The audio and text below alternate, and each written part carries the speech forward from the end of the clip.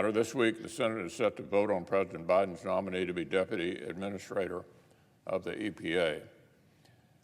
This nominee actually needs no introduction for my fellow Kentuckians and our neighbors in coal country. But for those less familiar, Janet McCabe was the chief author of the Clean Power Plan that President Obama unveiled back in 2015. Well, 6 years and thousands of coal industry jobs later, Ms. McCabe is set to join an administration whose job-killing policies would make the Obama EPA blush. Of course, President Biden's war on coal predates his administration. Back in 2008, as a candidate for the vice presidency, he insisted there would be, quote, no coal plants here in America. Build them, if you're going to build them, over there, obviously meaning some other country.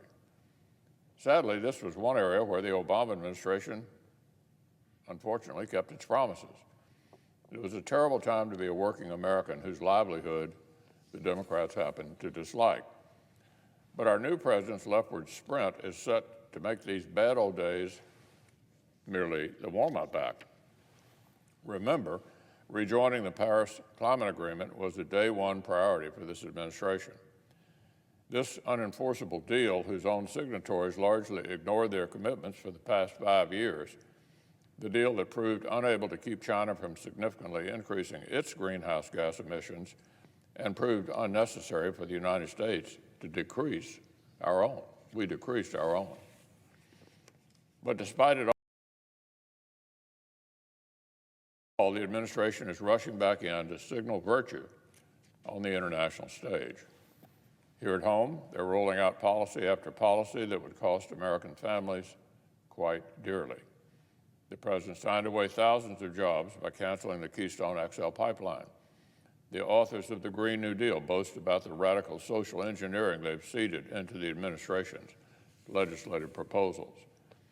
The infrastructure plan they've rolled out would pick winners and losers in auto manufacturing and aim to purge the electrical grid of the most reliable and affordable forms of domestic energy, of domestic power.